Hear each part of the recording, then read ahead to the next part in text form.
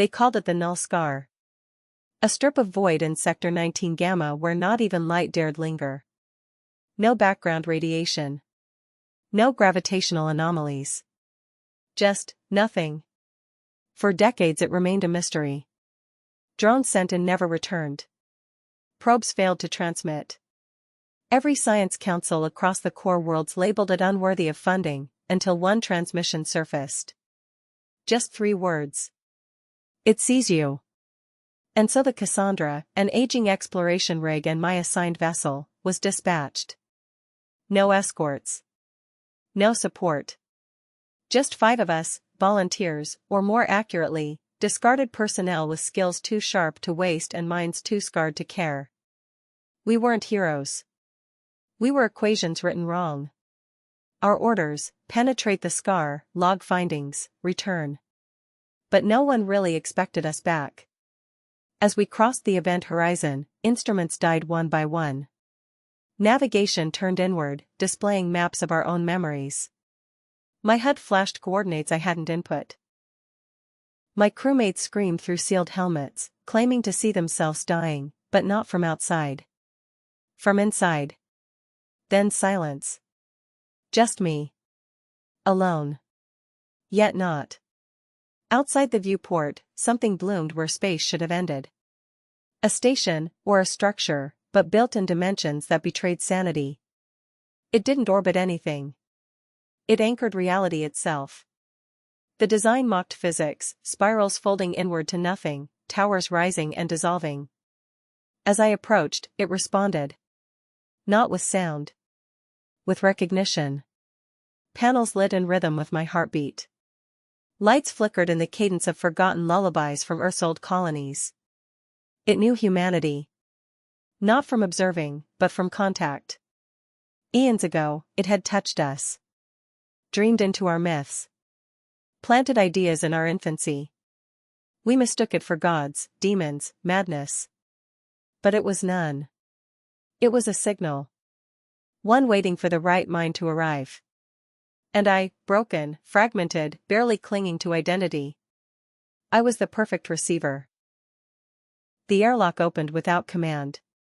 I stepped inside the station, and space itself collapsed behind me. No escape. No up or down. Just corridors that pulsed like veins. The station didn't welcome. It absorbed. Thoughts echoed. My dead brother's voice. A childhood scream. My own name, spoken in reverse. I was no longer in search of knowledge.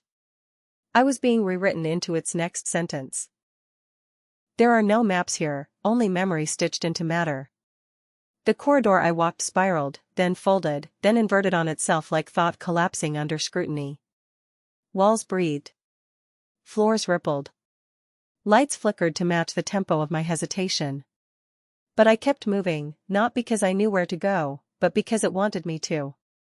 This place was not built for feet or form, it was a vessel designed to respond to cognition itself.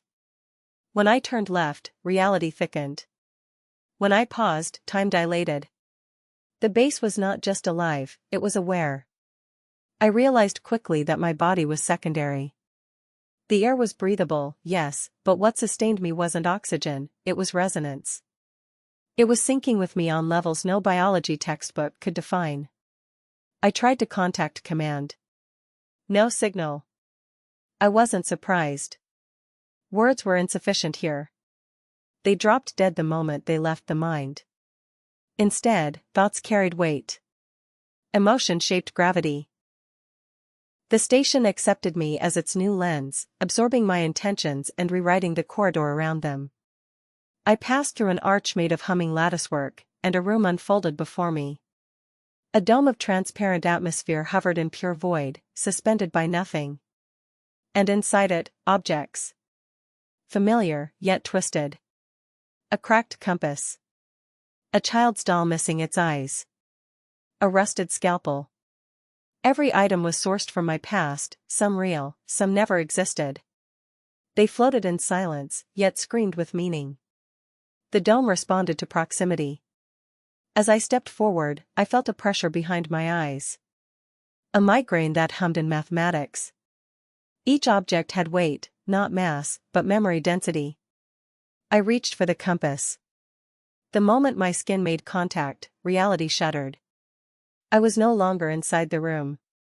I was inside a memory, not mine, but one buried in the structure's origin. A race, not bipedal, not physical in our sense, once thrived here.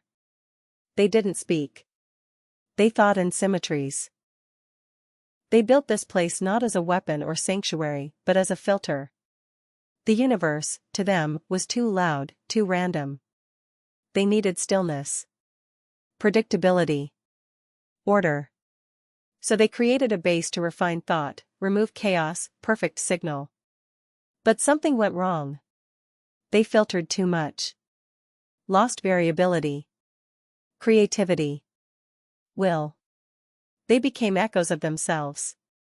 And before extinction, they encoded their regret into this base, not as warning, but as test. They couldn't return what they lost. But maybe, just maybe, we could carry it. I staggered back. The dome faded. The compass crumbled. I looked at my hands. They were glowing faintly, etched with spirals. It had begun. The corridor ended, not with a door, but a question. I felt it before I saw it, a sudden pressure in the chest, like inhaling meaning too dense to carry. The chamber beyond was circular, rimmed with mirrors suspended mid-air, each slowly rotating. Yet none showed my reflection. Each pane displayed a world. A possibility. Earth was present in all of them, but only at first glance. As I watched, the planet either vanished, collapsed, or transformed. One mirror showed Earth shattered into asteroid belts, rings spinning around a blackened sun. Another displayed a crystalline Earth, dead silent but glowing, preserved like a specimen, frozen mid-breath. A third showed a thriving blue-green sphere, but with no humans. Only silence and untouched forests. I stepped closer to a fourth. It showed Earth still turning, cities alive, but every human face was blank. No emotion. No identity. The base was showing me not what would happen, but what could. Timelines diverged based on seeds. And I had become a seed. The knowledge embedded in me was not passive. It was catalytic. A silent virus of advancement. Not meant to spread by force, but by influence. Technology. Ideas. Small changes that ripple into world-altering shifts. And each mirror showed what would grow if that influence was released without balance. One future saw AI take command, humanity willingly giving up responsibility in exchange for comfort. Another saw global unification, at the cost of individuality. A third revealed cosmic expansion, Earth forgotten as humans scattered into stars, carrying the infection of progress without memory of origin. The mirrors didn't accuse. They reflected. Not just outcomes, but intentions. The station wasn't asking if I could carry the knowledge. It was asking why I would. My breath fogged the air, though the room wasn't cold. The knowledge inside me stirred, seeking alignment. I thought of Earth. Its madness. Its brilliance. Its cruelty and kindness, so interwoven they became indistinguishable. Could it handle the shift? Would it adapt, or fracture? I reached out, not to a mirror, but to myself. And in that moment, the chamber responded. The mirror spun faster, forming a halo around the room. The walls pulsed with a new rhythm, syncopated, alive, human. I wasn't being judged. I was being tuned. The base was adjusting its core signal, shaping its frequency to me. Not as a vessel. As a vector. Then a single word formed across all mirrors, in a language I never learned but understood in my bones. Choose. The path forward didn't reveal itself. It unfolded from me. Every step I took forward, the station stitched the next meter from memory, impulse, and fear. The corridor became a bridge, then a tunnel, then simply ceased to exist, and I found myself inside a vast spherical chamber, suspended in nothing, surrounded by columns of alien machinery that hummed with the sound of breathing metal. Above me, below me, and all around, the machinery shifted without movement. It wasn't turning or spinning, it was choosing which parts of itself to exist. The room pulsed, gravity bending toward the center, and for the first time since I entered this place, I felt it, a presence. It wasn't voice. It wasn't thought. It was a realization so pure and intense that it nearly unmade me. The base was not empty. Something lived within it. Not a being, not an intelligence, but a resonance. A collective of what had come before. Their minds had not died, they had dissolved into signal. Into purpose. And now they floated in this field, orbiting a core idea so heavy it bent truth. I was no longer a visitor. I was being nested. Threads of light emerged from the columns, curling toward me like seeking limbs.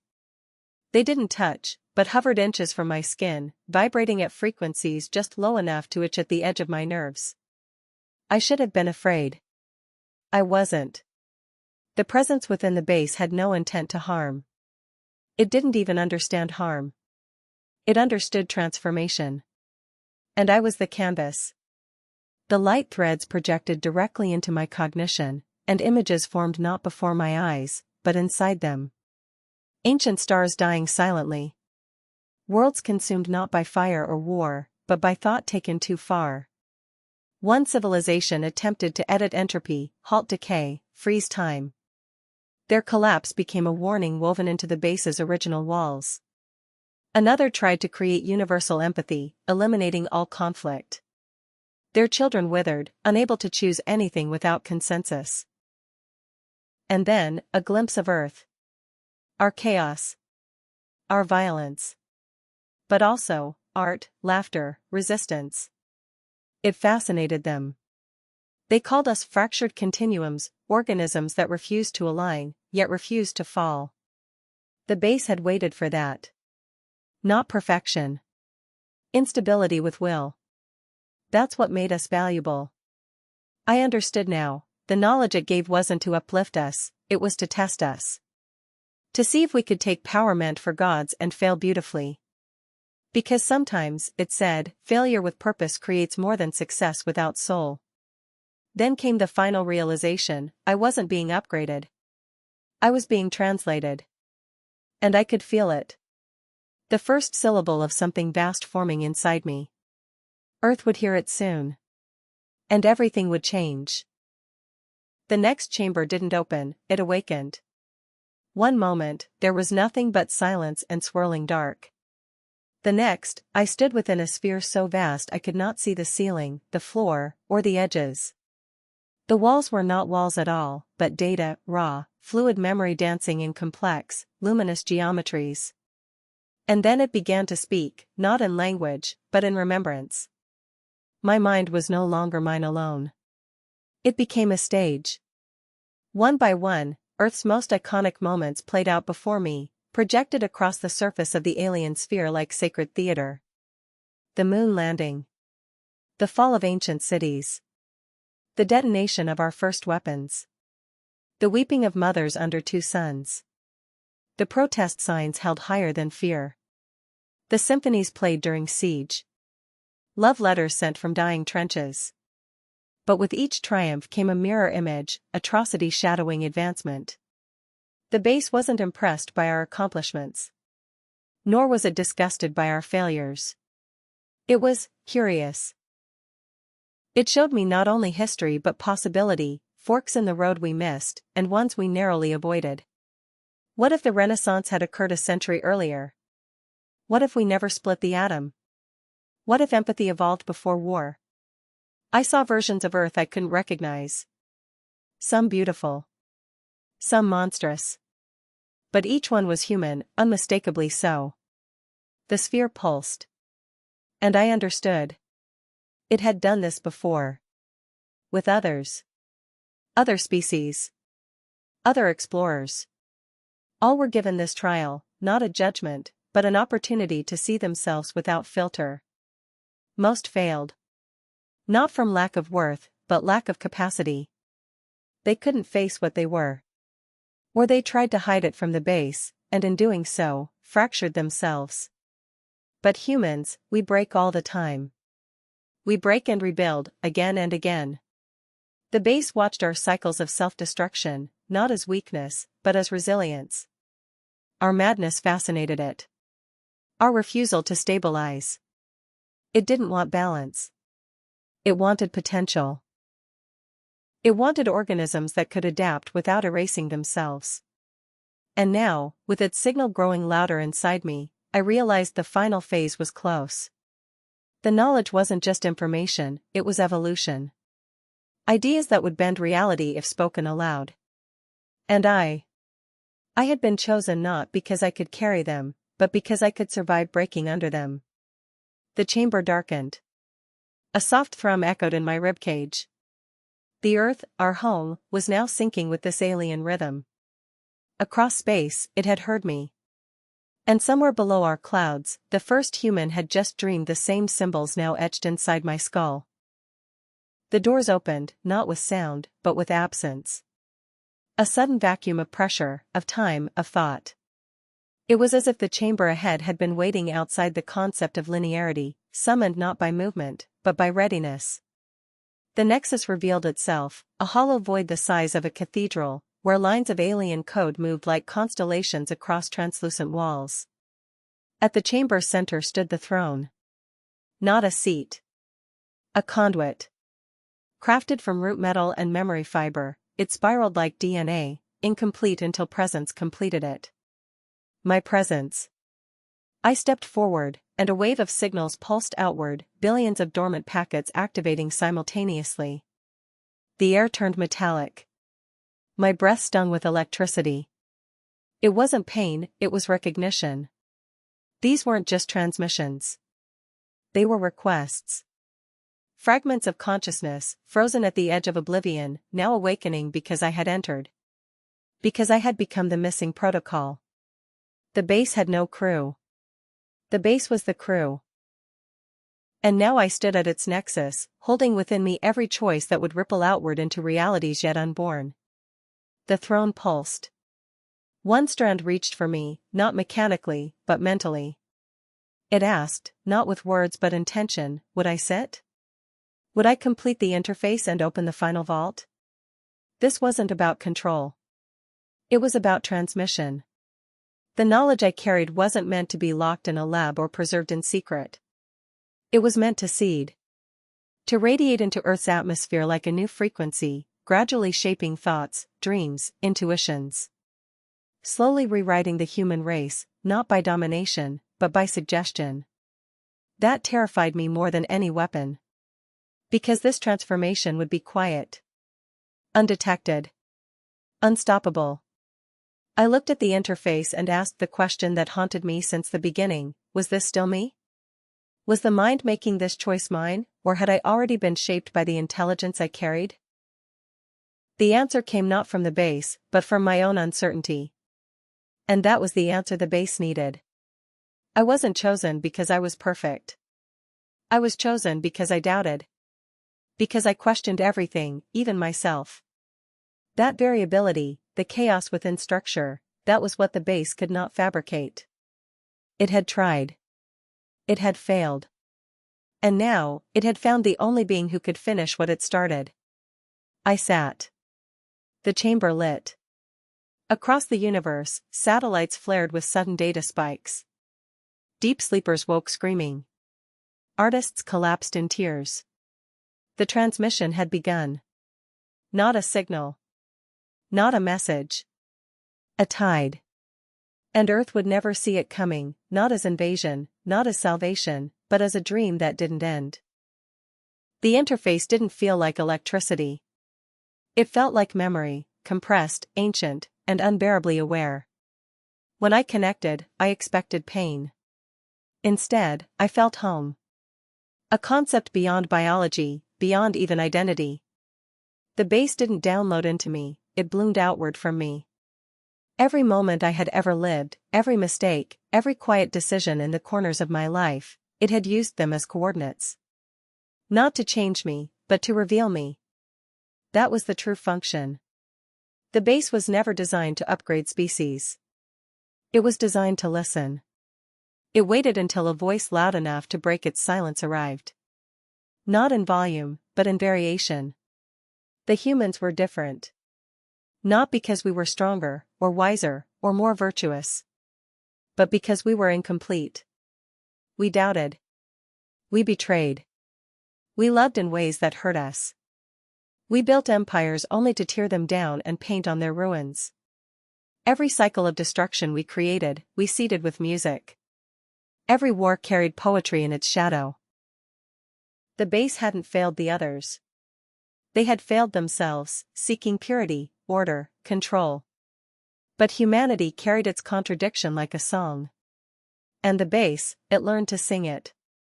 From orbit, Earth looked no different. But it was. I could feel it. The transmission had no language, no waveform, no coordinates. It resonated inside the minds of dreamers. It planted metaphors in the sketches of children. It whispered in the cadence of lovers' arguments and lingered in the silence after a parent's scream. The world didn't shift all at once. It tilted, slowly, subtly. Artists began drawing spirals they couldn't explain. Architects dreamed impossible structures, then built them. Old religions fractured, not under science, but under recognition. Humanity was not alone. But more importantly, humanity was not unworthy. The base folded itself inward. Its mission completed. It had found the variable it was missing, not knowledge, but resilience. Me. A broken human with no medals, no legacy, no command. I wasn't the best. I wasn't even good. I was willing. And sometimes, that's all it takes. I floated above the earth one last time, watching as the clouds began to shape themselves into strange, beautiful symbols. Not warnings. Not maps. Reminders. That the future didn't belong to machines or gods or ghosts in the void. It belonged to those who dared to carry fire across the dark, knowing it might burn them. The base whispered its final word into my thoughts. Not in speech. In sensation. You were enough. And with that, the stars returned to their rightful silence.